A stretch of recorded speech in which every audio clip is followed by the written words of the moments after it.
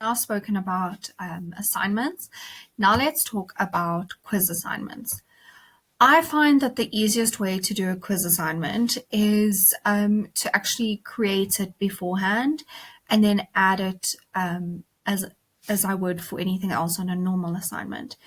What happens when we use quiz assignments, they're great and they're perfect, but I like to take a little bit more time to work on them, and I just find that this can be a little bit confusing. But basically, you would title it just the same, you would give instructions just the same, and then it creates a blank quiz for you. So if you click on that blank quiz, it will take you through to your quiz. Now, there is a difference between a quiz and a normal form.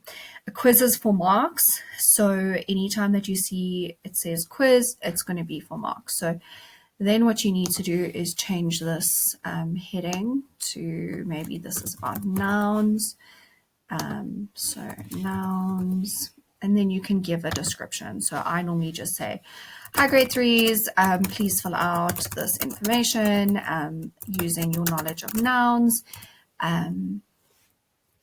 If you feel like you need to, you can also add a question. So that's the one thing you can do, but you can also add a video. So maybe you are worried that they've forgotten information about nouns, so you can go noun videos for kids and you can link a video in there. So that's helpful, especially now with everything that's going on. So you can just click the video that you'd like to do. You can say, hi grade threes, here is a video to remind you about nouns. Then let's say I want to drag this to the top. So here you've got like a waffle, but some of it's been eaten. And you can literally just drag that. Sometimes it works. Sometimes it's having some problems with me. Let's try dragging this one down. There we go. All right, so there's a video to remind them. Then you can ask them questions. Questions can be multiple choice. You can also do short answer questions. So yes, explain your answer. No, explain your answer. You can do paragraph questions. Those are especially helpful for the older kids, where they need to write like 3, 4, 5, 6 sentences based on a question that you've asked. Check boxes, drop-down menus. You can get them to, maybe you're doing a maths quiz, you can get them to work it out, take a photo and upload that file. A linear scale, multiple choice grid, a checkbox grid, as well as you can get them to specify a date or a time. I usually stick for the younger kids to short answers and multiple choice answers.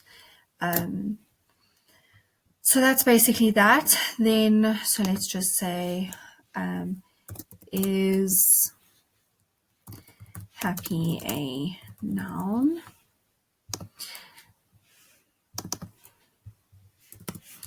Then you can say, yes, no, I don't know. Right, then you can go to your answer key and you can select the correct answer. You can select more than one answer, for example, and then you can tell them whether or not it's required.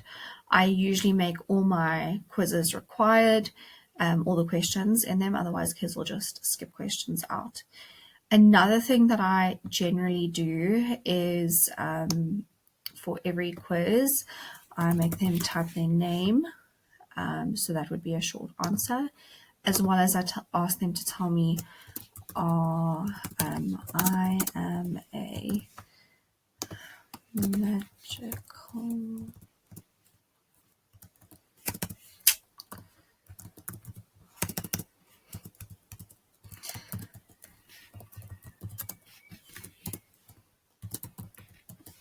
So I'm a magical 3 or a panda. That just helps because generally the grade 3s all work off of the same forms. So then we can see whether they, we can check which of our kids have answered, and it's just a more helpful way for us to keep track of our kids rather than having to sift through all the names. And basically, yeah, that's it. You can add different sections, especially for the younger kids. I find it easier just to have one section, have everything in that one section. Then once you've sent it out, you can check responses here.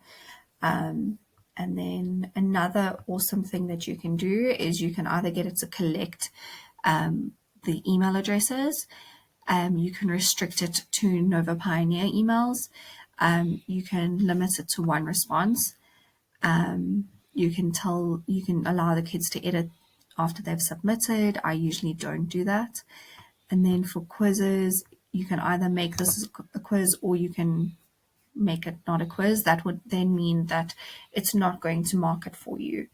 And then I don't allow it to release the grades. I release the grades later.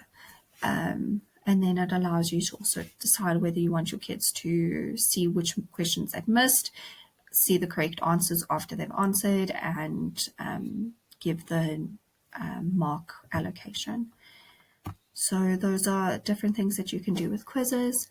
If we then flip back over here to our Google Classroom, and we assign this, I'll show you what it's going to look like. Okay, so then if we open this, here is the nouns quiz. So they can click on it and they can go straight to the quiz. It definitely works if you like to use it. I just then would recommend making sure you change both the title over there as well as the title here, because sometimes it pulls through as blank quiz, which is rather odd. You can also customize the theme and choose a header if you would like to make it more fun or exciting for the kids. But yeah, so this is just how quizzes work. And you can also change the colors. So that's that. I also mentioned in the previous video, I know this one is getting a bit long, but you can see, so here are a whole bunch of my quizzes and questions that I do for my kids. I really find this a very easy way to get information from the kids, as well as once the kids have it, it's really simple for them to answer. So I would suggest also just keeping your template quite similar. I also mentioned in the previous video using when you put a Google slide in, whether you want the kids to view, edit, or make for each kid. So here would be an example of where the kids were able to all edit on the same one. Here they got to find their name on the slide and fill in the information. So this would be an example of one that every child would be able to edit. And here would be an example of where every child received their own Google slide. So here they had to look at the clock and type the answer. This is one that I did with the kids last year. And yeah, so that's just a little bit of extra information. I will see you guys in the next video. Bye.